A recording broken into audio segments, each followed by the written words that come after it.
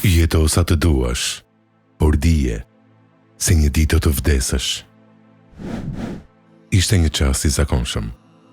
Profeti alayhi selam ishte me sahabët, duke jetuar jetën e përditshme të Medinës.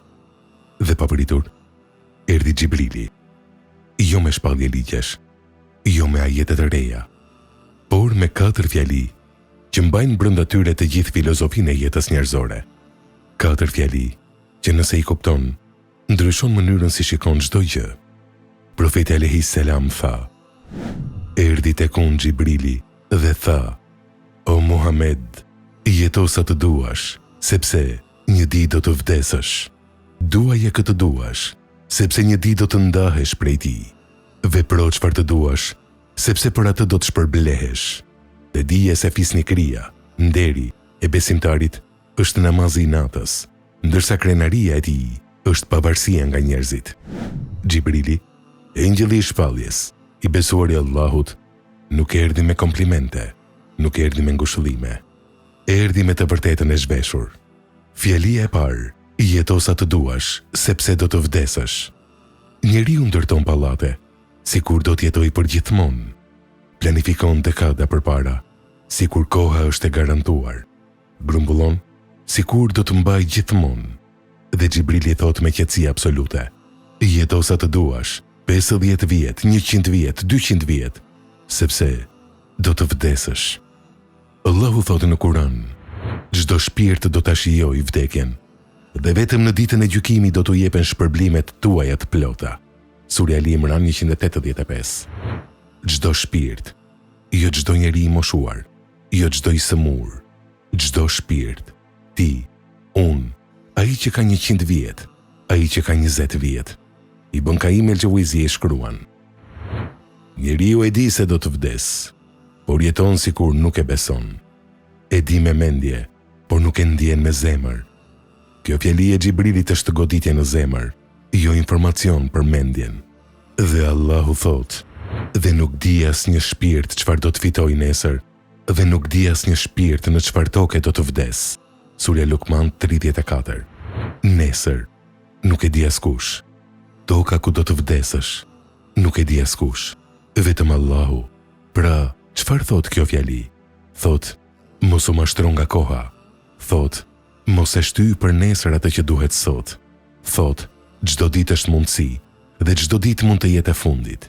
Fjalia e dytë: dua këtë duash, sepse do të ndahesh. Kjo fjali është ndoshta më e dhimbshmja, sepse njeriu nuk i friksohet vetëm vdekjes, i friksohet ndarjes. Nëna që e do djalin e saj më shumë se jetën, do të ndahet. Babai që punoi gjithë jetën për familjen, do të ndahet. Bashkëshortët që thanë për gjithmonë bashk, do të ndahen. Miqtë e vjetër, dashuritë e thella, lidhjet e forta, do të ndahen. Allahu thot: vërtet ju dhe ajo që adhuroni përveç Allahut jeni lëndë e xhehenemit. Ju do të hyni në të. Nëse këta do të kishin qenë zota, nuk do të hynin në të, por të gjithë do të qëndrojnë atje përgjithmonë. Surja Anbiya 98-99. Dhe Allahu thot: çdo gjë që është mbi tokë do të shkatërrohet, dhe do të mbetet fytyra e Zotit tënd, i madhërisëm dhe i nderuar. Surja Rahman 26-27. Vetëm Allahu nuk ndahet. Imam Gazali shkruan: çdo gjë që do në këtë botë është e huazuar. Fëmijët tanë janë amanet, bashkëshortja është amanet, pasuria është amanet, edhe trupi yt është amanet, edhe amanetin e kthen gjithmonë. Por kjo fjali nuk thot mos duaj, thot duaj me zemër të hapur për ndarje. Duaj, por mos bëj idhull. Duaj, por mbi të gjitha duaj atë që nuk ndahet. Profeti alayhi selam e donte familjen e tij. Qante kur i vdiq djali i Ibrahimi, por lotët e tij nuk ishin lotë rebelimi. Ishin lotë njeriu që di: ai që dha, mori, dhe ai që mori është Zoti im. Fjali e tretë: vepro çfarë të duash, sepse do të shpërblehesh. Kjo fjali është kujtesa e llogarisë. Xhibrili nuk tha: vepro çfarë të duash, se askush nuk të shikon. Tha: vepro çfarë të duash, sepse do të shpërblehesh çdo gjë, çdo vepër, çdo fjalë, çdo nijet. Allahu thot, atë ditë njerëzit do të dalin të shpërndar, që tu tregohen veprat e tyre. Kush ka bërë edhe grimcën e të mirës, do ta shoh, dhe kush ka bërë edhe grimcën e të keqes, do ta shoh. Surja Zilzal 6:8. Grimca, jo malet e veprave të mëdha. Grimca, fjalë e vogël, e mirë, buzëqeshje e dhuruar, ndihmë e vogël, loti sinqert natën, do të shihet. Dhe nga ana tjetër, fjalë e keqe e thënë me pakujdesi, vepër e kryer në fshehtësi, mëkat i vogël i përsëritur, do të shihet. Fjalia e katërt, nderi dhe krenaria e besimtarit. Pas 3 fjalive që trondisin, Gjibrili solli edhe zgjidhjen. Nderi i besimtarit është namazi i natës. Krenaria e tij është pavarësia nga njerëzit.